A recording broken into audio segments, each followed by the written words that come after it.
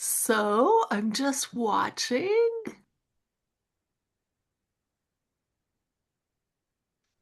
I am not seeing. Oh, there's one person. We've got some participants starting to load in.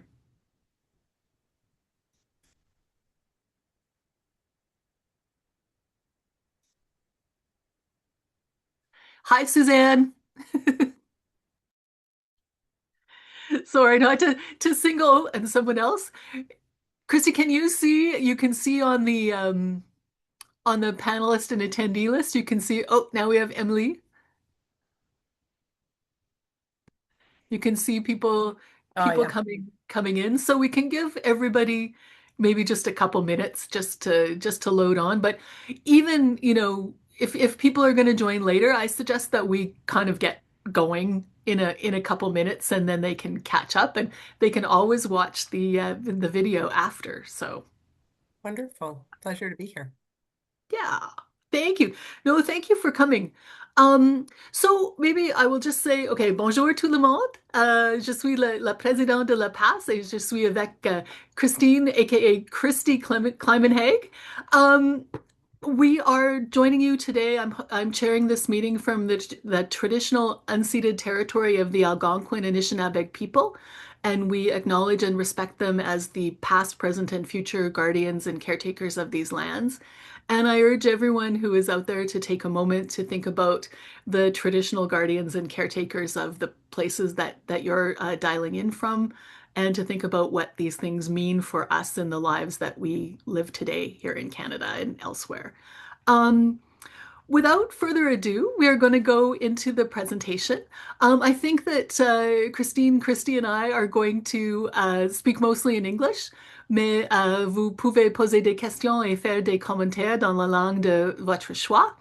If you would like to use the Q&A box on for the questions, please feel free to do so.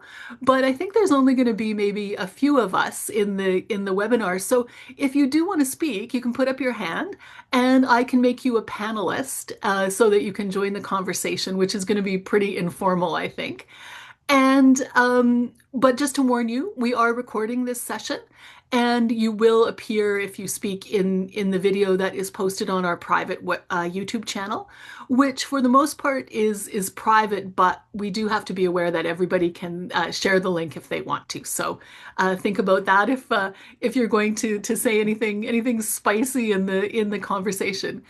So I'm going to stop the share of the landing page just to make it a little bit more pleasant to look at this screen. And Christy, please, I'm going to turn over the floor to you to tell us about your great first novel, the Midnight Project. Fantastic. Well, thanks everybody. And it is such a pleasure to be here. And Pam, I have to thank you and PAFSO for all of your great work. It's also a real pleasure to be engaging with PAFSO to talk about something kind of joyful. So very, very pleased to be here today. After many, many years as a Foreign Service officer, it's really fun to talk about this creative side of my life, which frankly does not intersect with my day job very often at all. So it is a particular pleasure. Most people who will see this or who are joining us today will know me as Christine. Christine is my legal name. But when I was a kid, my parents called me Christy. And so when I went to publish my book, I went back to being Christy. I was Christy up until my early 20s, basically up until I joined the Foreign Service. When I joined the Foreign Service, I wanted to be all grown up and give the impression of sort of a more professional outlook. And so I went back to my legal name, Christine. And now that I'm embracing this creative part of my life, I've gone back to Christy. So what I'm going to do right now is I'm going to talk a little bit about the book. And then I'm going to talk about how I became a writer, how I wrote this book while I was working full time. And then we can go to Q&A, and I'm very happy to do a quick reading of it as well, just to give you a taste. if that's okay. Does that work for you, Pam? Or That sounds great. Yes, I'm amused at you, using your full name when you joined the department. I did the same. Pamela sounded so much more dignified than Pam, but mine didn't stick in the end. So here we go. yeah, absolutely. No, it's well, and it's it certainly when I was a kid, I absolutely knew when I was 5 years old that I was going to be a novelist. I just knew. I knew I was a writer. I had read books and I was like, that is what I'm going to do. Uh, and to the point where I felt sorry for the other kids in kindergarten because they didn't know what they wanted to do, which is a bit obnoxious looking back. When then life happened, right? I all through my childhood I wrote stories. I always had a little story going in the back of my head. But then life got very interesting. I went and I studied interesting things. I studied abroad. I started traveling around the world, and I started my career in government and became a foreign service officer. That, coupled with my family, was pretty much all of my time for a very long time. And I got sidetracked, right? As we do. Uh, but I always had like a little intention in the back of my head that I was going to write the book, right? And I always had a particular, like for about 10 years, I'd had one particular story that was playing in the back of my head. Um, so the story is The Midnight Project. And um, so okay, yeah, I've done this out of order, but I'm just going to keep going. Okay, so I'm just going to keep going with my story of how I did it, and then I'll describe it, and then I'll read from it. Um, this is a problem when you take notes and then you don't read the notes. If you want to, you feel free to start over, or if you want, if you want to change where you're more Listen, than welcome. This is very informal. it's all good. What I would like to say though is the way that I started writing the book was basically the pandemic hit. And I think that for a lot of foreign service officers, we went through a period where we were sent home, we were locked down. We were still expected to work very hard, and we were working very hard. I mean, my hours were as long as ever. Uh, but a lot of the joy had kind of gone out of the work, for me anyway. Um, for me, it was instead of traveling, going to interesting meetings, meeting interesting people, doing interesting things, I was sitting in a little corner of my house, writing emails, writing recommendations for the minister's office, writing briefing notes. And that was absolutely it. And, life was feeling a little precarious. So I really asked myself whether I was going to write the book that was in the back of my head. And and it occurred to me probably for the first time, maybe you should do that now if you're going to do it.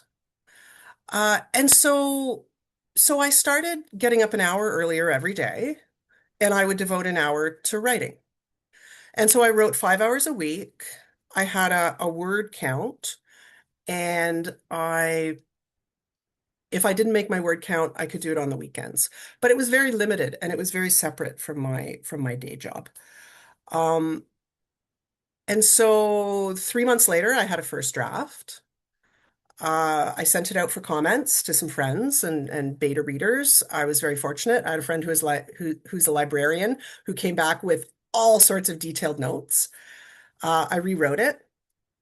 I had a publisher go through it, an editor go through it, and give me very practical tips on plotting and different things like that. I rewrote it again. I started to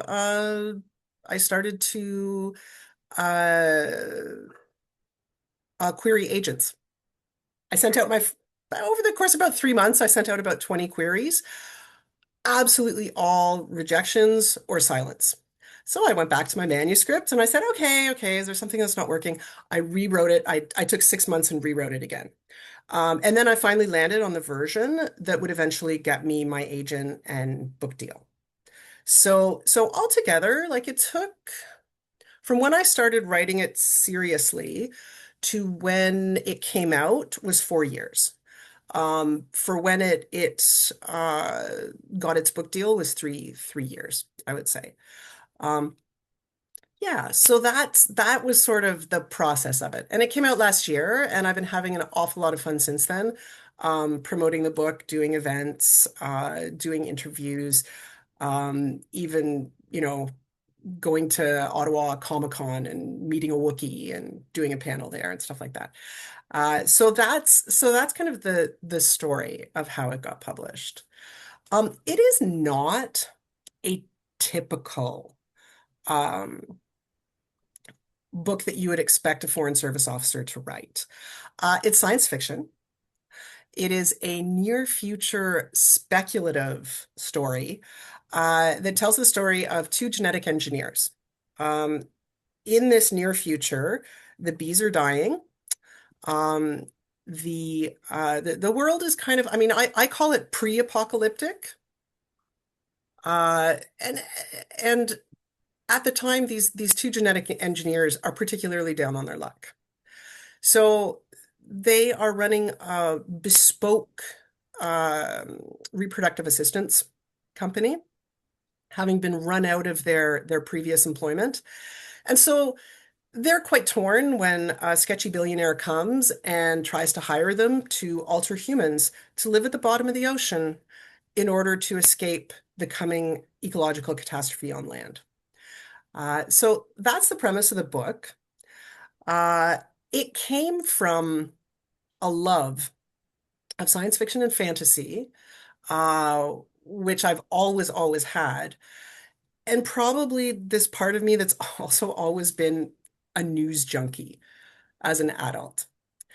And so every morning I would wake up and I would have my 2 cups of coffee and I would watch the news. And like this was full flung pandemic. And I would watch the news and it would be like 30 minutes of, well, what fresh horrors do we have today? And then I would put the coffee down and well, I would finish the coffee. And then I would go off and I would write my book. And honestly, it comes out in the book that these characters, they drink their coffee, they have their news, and the whole world outside is crumbling, but they have their little cocoon of their business and their own relationships. So that was a little bit about where the book came from. Um, at Can this can I point, just yeah. jump in for anybody who is listening to this? My question to Christine was, is it sad? Is it depressing? Because I personally, I don't read very much science fiction or fantasy. Once in a while, if there's somebody tells me about something, because honestly, I don't have a lot of patience for world building and keeping track of different kinds of aliens or dwarves or whatever. And your book is not that. So I just want to give a plug for anybody who's thinking, oh, I don't really read science fiction. You would still like this book, I think, because your story, it's a human story at the end of the day, I think, rather than it's not a technological story as far as I read it. Yeah, it's not well, I mean my mom liked it and her book club liked it, which really surprised me because they're very demanding, voracious readers in their 80s and they don't read science fiction. So I was very nervous about that one. And no, it's a story that like the near future is an interesting space because you want to ground it in today. And so you want to make it feel authentic or plausible, even while drawing out some issues from today. So, like the parts that I looked at certain problems like the commodification of science and how decisions are made around science and how the private sector intersects with the public sector and how we make decisions. Uh, and then I added characters with deep flaws and desires for redemption and conflicting goals. So it is like a really deeply, I hope, a very deeply human story. And it's very much like it even sort of touches on these ideas of what it means to be human and how people muddle through when the world is crumbling around them. And so a lot of that I think is relatable, even beyond fans of um, more mainstream science fiction and fantasy. For sure. Yeah, no, thank you. Absolutely. Yes. No, so sorry, go ahead. I didn't want to. sorry for interrupting you, but I thought it's the moment to get that plug in there. Yeah, and I think it's definitely like it can sit in Canadian literature or like can lit or speculative fiction, or it can fit in more commercial science fiction fantasy, I think. Um, I had written it with a view to make it more science fiction-y, but I think that just the way that our world is going today, it's, you It's pretty know, plausible in terms of what we see. I mean, yeah, yeah. I think But so. you do end up, I mean, you do end up feeling a deep connection to the characters and also, in the end, kind of a sense of optimism. I mean, some of the speculative fiction, it's like, oh, you finish them and you're just like, really? Like I feel way worse than I did when I started. And that, I mean, that is some people are happy with that. It comforts them that it's not as it's the world that things could be worse, but for other people that's not where they want to go.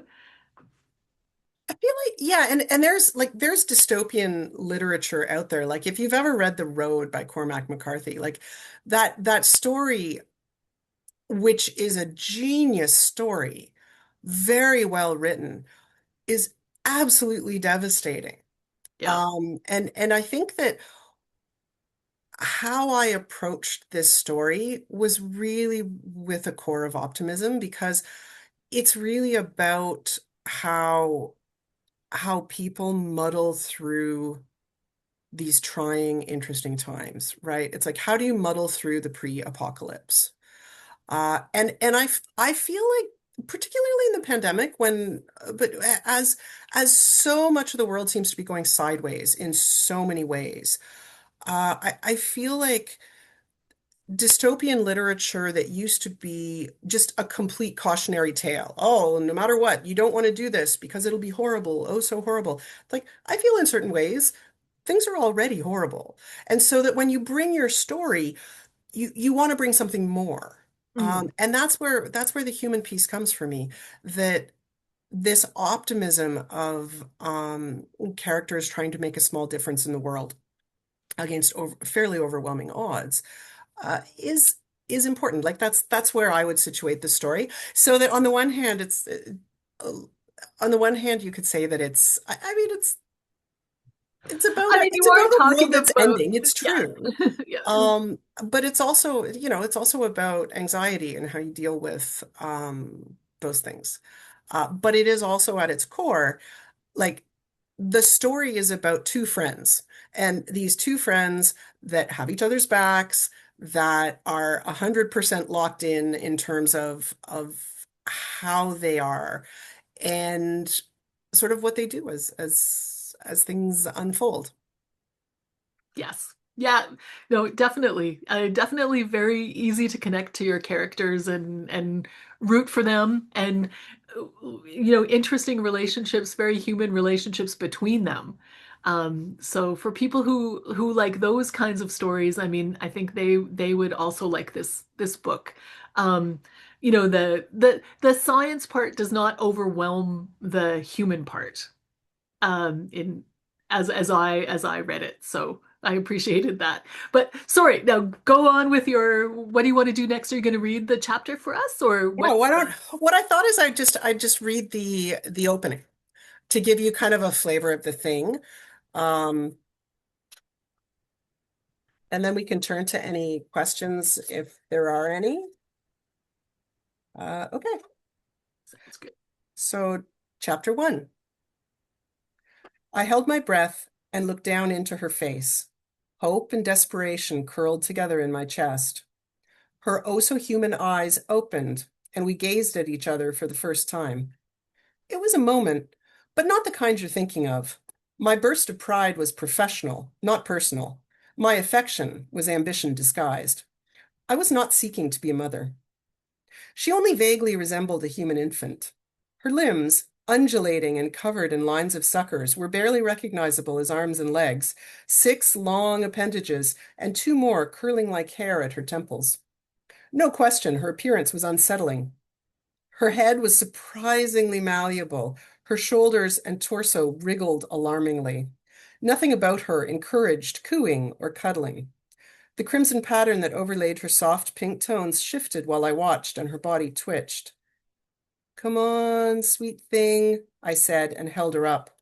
A tentacle, taking on a bluish tinge, touched my cheek. Startled, I jumped. Well, look at you, I said, and then smiled and cooed anyway. Please, please, please, please, please, whispered Cedric, willing her to live. He attached a tiny monitor, smaller than a postage stamp, to a tentacle, gently picked her up, and tipped her into a large saltwater tank. Let's hope this one survives. And with that, we turned to the next specimen. Cedric and I had sunk everything we had into the project, our reputations, our careers, our money, our future. There was a lot riding on the little deep sea hybrids we were trying to brew up. Not that there was much of a future out there anyway, not since the bees. I'm getting ahead of myself, of course.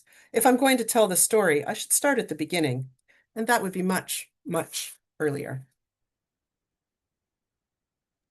Wow. Yes. That definitely that will make people want to read more, I think. You've a lot of questions set out that we want to know the answers to.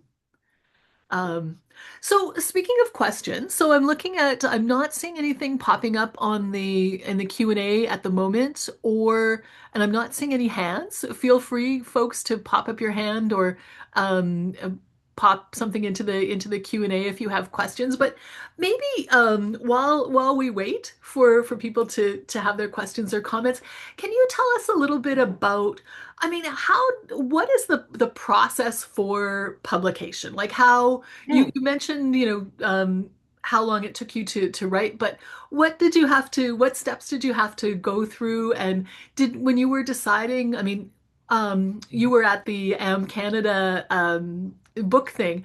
What I've really noticed from going to that event every year for the last few years is it's really shifted. It's quite rare to find somebody who is traditionally published these days. Hmm. Pretty much everyone in that group, they're all self-publishing. And it was not like that. Even, 6, 7 years ago, it was, probably 50-50. I mean, it wasn't unusual if someone self-published, but it was not the norm. And I'm wondering what was your decision process Hmm. in deciding to try to find an agent and go the traditional route versus self-publishing? Maybe you could tell us a little bit more about that. And if you have any tips for any of the writers who are out there who might be wanting to do the same thing. Absolutely. Okay, so my book is traditionally published, and in terms of the ecosystem, it's not always obvious just by walking into a bookstore and looking on the shelves or looking on Amazon online, or chapters, what the distinction is between what's traditionally published or what is self-published. But essentially, as a traditionally published author, I have a publisher. The publisher provides me with editors. They do my cover. I have sold them the rights to my book, so I don't actually own those rights anymore. I can't publish it. I couldn't self-publish this book now. I sold those rights to someone else. They also gave me a publicist when the book launched, and well, hired, not gave me, but and so that for me, my first preference was to go with traditional publishing at this stage, because when I started this, I knew a little bit about writing. Well, I knew a lot about writing. I knew a little bit about publishing. I knew nothing about distribution. I knew nothing about marketing. Um, Social media is not my happy place. And I had at that time only written the one book. And so I didn't really line up as someone who's going to be very successful self-publishing. I have some friends that self-publish very successfully, and the advantages of it are things like you have total control. You control what your cover art is. You control all of the content of your book. An editor doesn't challenge you to change any parts of your book. But you're also somewhat on your own when it comes to getting your book into bookstores. Very difficult for self-publishing. Um, you make all of the profits, but you don't necessarily have access to large book chains or have the help getting it into libraries or that kind of thing. So that kind of motivated my decision. Now that being said, the traditional publishing tends to be a very gate-kept industry.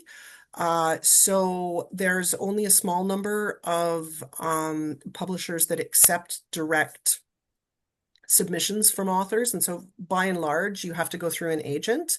Uh, and over the last several years, the publishing industry has been changing dramatically almost every year.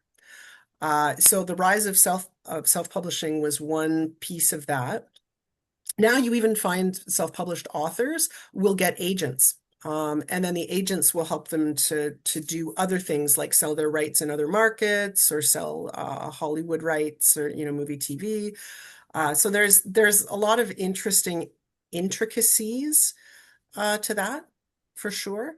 Um, but that's the I think overall there's your big five traditional publishers, most of them situated in New York, and they only look at submissions from agents, and they get a lot of them, and the pace is very slow. So I mean, I was very fortunate. I'm with a Canadian publisher who I adore. So they're not one of the big five. They're sort of a medium sized for Canada, will second win. And I've had an excellent experience with them.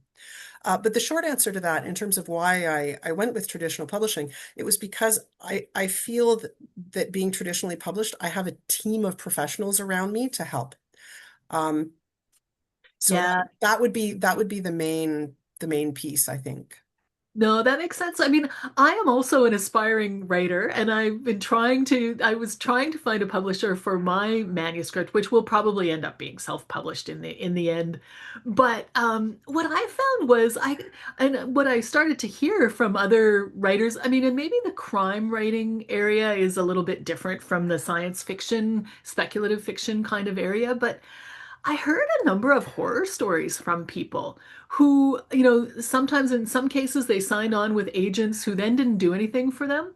And so they were kind of stuck in limbo where they had this agreement with an agent who wasn't helping, who wasn't promoting their manuscript. And they were like, well, I could be doing this myself.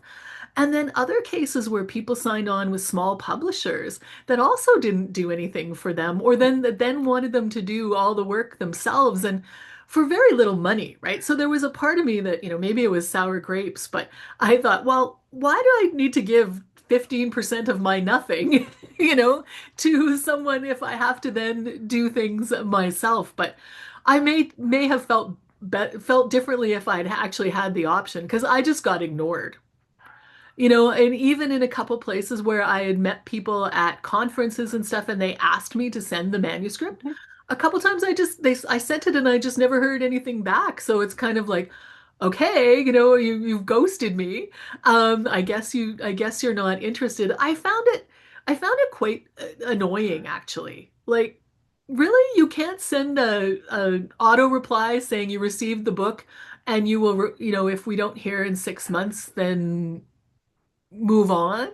I yeah, I found it quite frustrating. So I admire you that you went through all of that. But also you have an excellent book, and that's the bottom line, I think. Well, there's a lot of excellent books that are still in the query trenches or don't make it out of the query trenches for sure. And certainly querying manuscripts is is really a lesson in humility, right? It's when I was querying, I couldn't write anything else. I was so caught up in the rejection of it all. Um, And it's I had no idea when I started in this business just how much rejection is almost constantly involved, like in writing. Even Yeah. once you publish, even once you're getting good reviews, even, like even if you're having a good experience, there's always going to be, some elements that aren't going your way. So yeah, like that having the patience and the fortitude and the persistence to query agents with a project is not for everyone. And it doesn't always like that there is almost baked in a certain amount of subjectivity to it.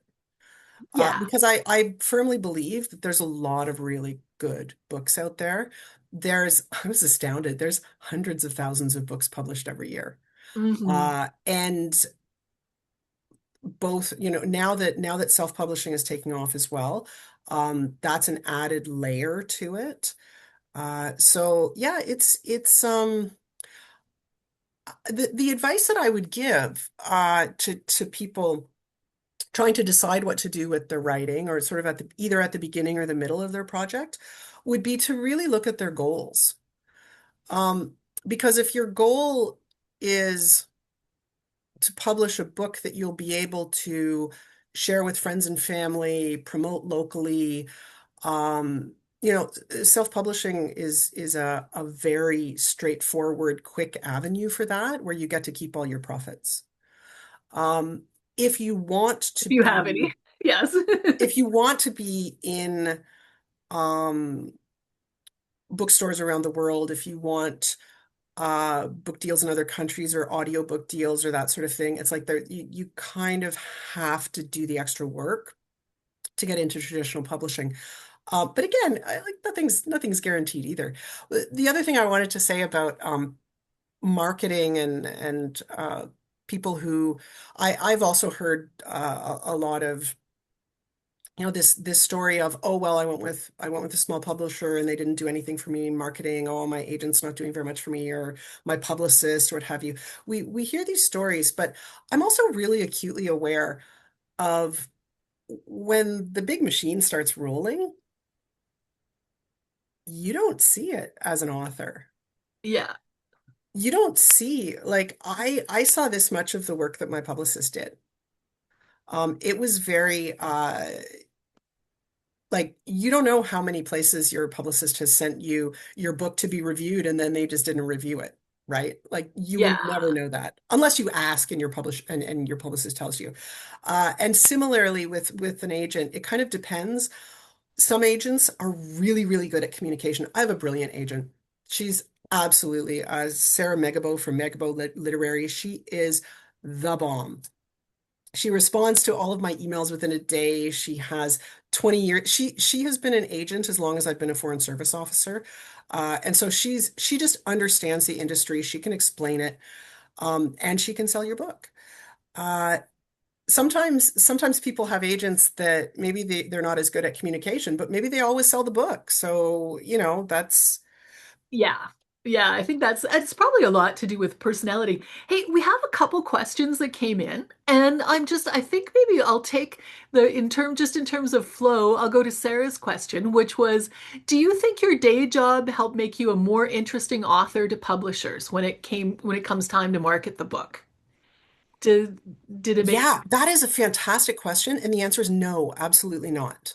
interesting? Because I never marketed myself through my day job. Ah, Part yeah, of the reason was values and ethics told me not to. right. But also because of the nature of the book, being a diplomat or a public servant is actually not that relevant to the content. So it's not like when you write a nonfiction book and it's related to your field and your day job kind of gives gravitas to the content. Um, so it did not.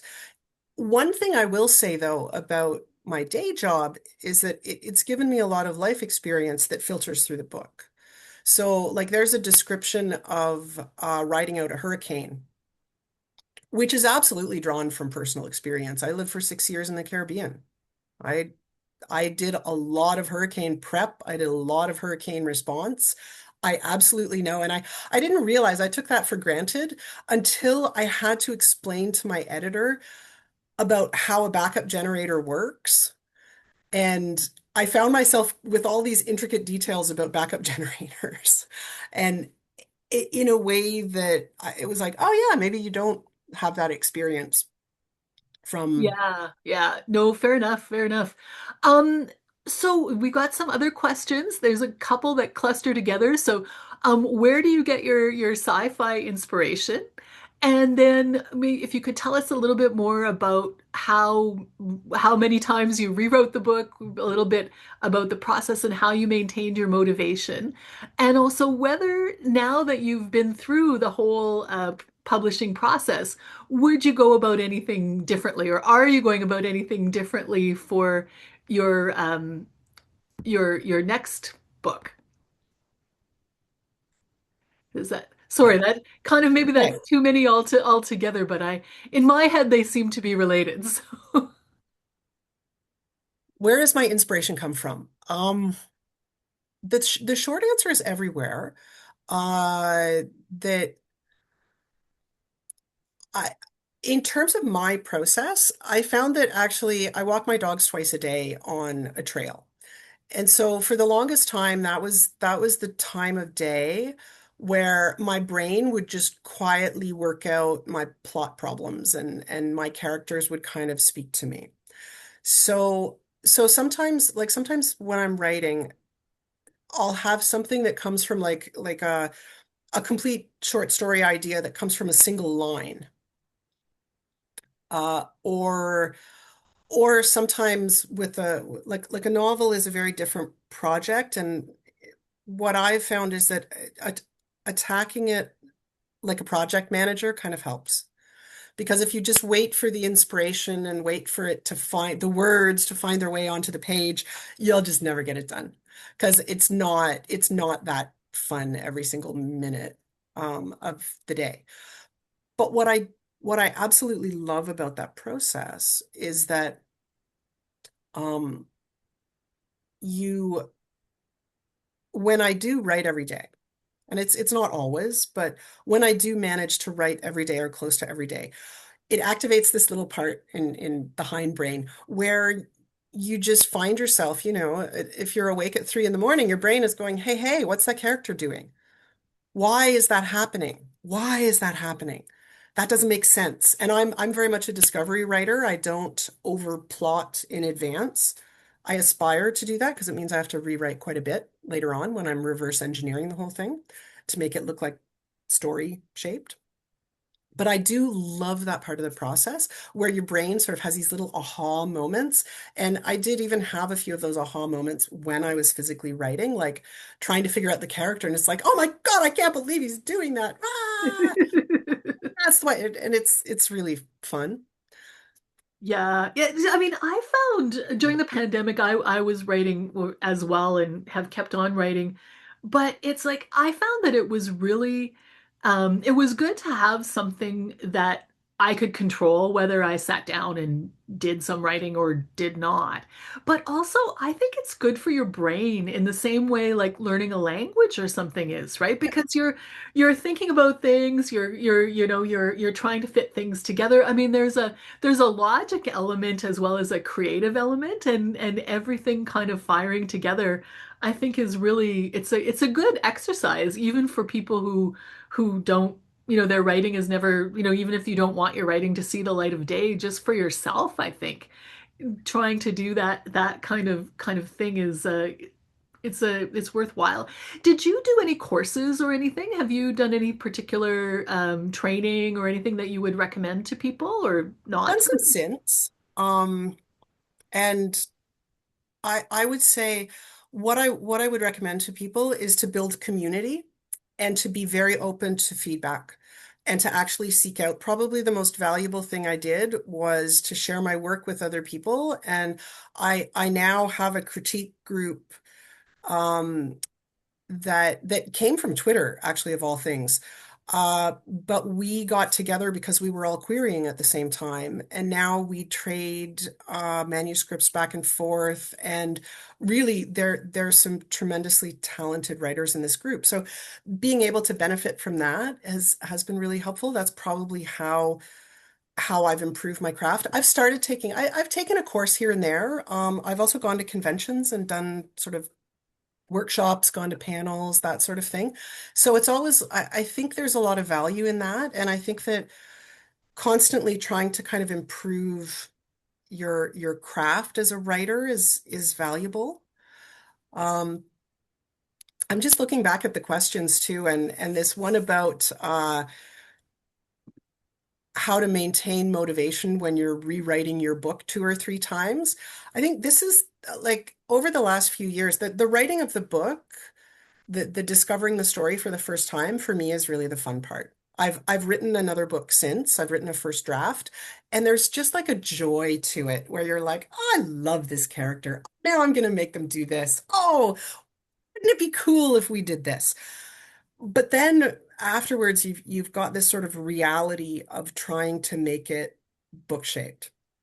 And in terms of maintaining motivation through that, um, it's just the old-fashioned thing. And I think that being in our line of work is has absolutely made me disciplined in this respect. You just schedule it and get it done. You put it together, and if you get stuck, you find help, you give it to someone, you give yourself, you start again from a different spot.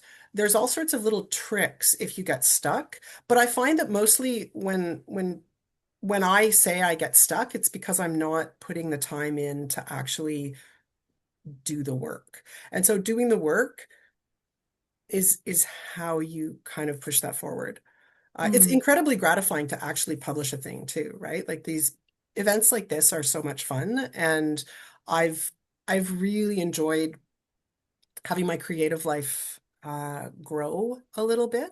I mean, sometimes our life as foreign service officers can be very much a life of service, and working like having a part of my life that is creative is a very dis it's a very different way of working.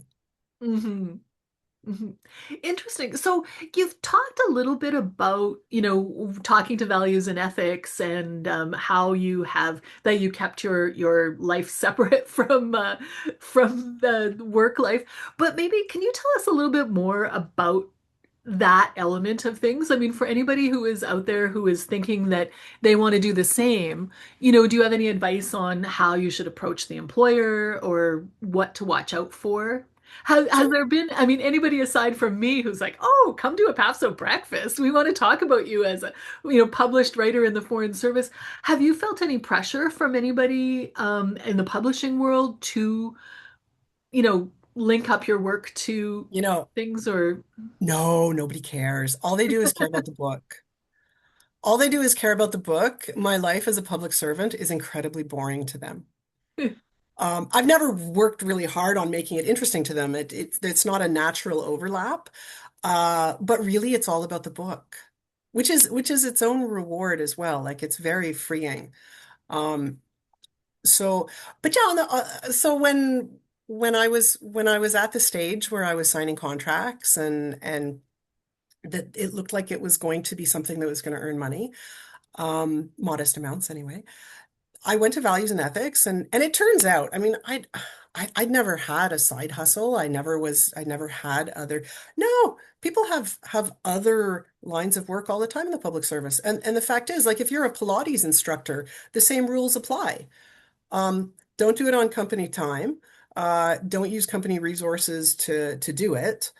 Um, and be aware that when you're promoting things on social media or you're otherwise out in the world with your book, that just be aware of how that reflects on the government of Canada if there is anything controversial or political in it.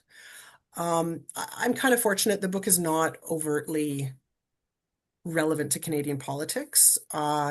But at the same time, I did think it through and I did go to values and ethics and I had their, and I would recommend this for anyone actually, including the Pilates instructors out there, because you're not allowed, for example, you're not allowed to use your work email to promote ever.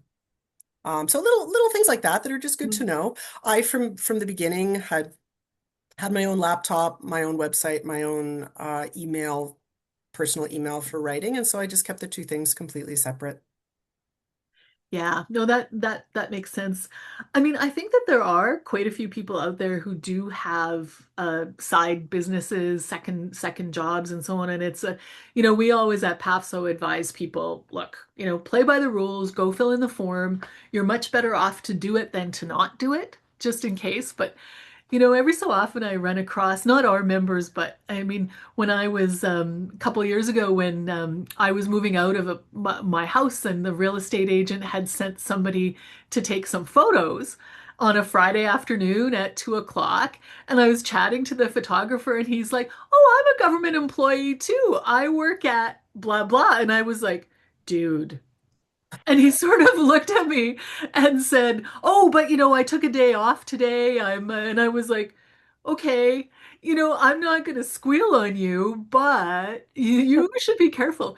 I heard a story at one of the meetings we were at with a bunch of different departments where this woman who was a DG in Department X had a doctor's appointment in the middle of the day and took an Uber to the doctor's appointment, and the guy's like, "Oh yeah, I work at Department X, and when it's slow, I come out and I take a couple of rides." And she was like, "I'm a DG at Department X.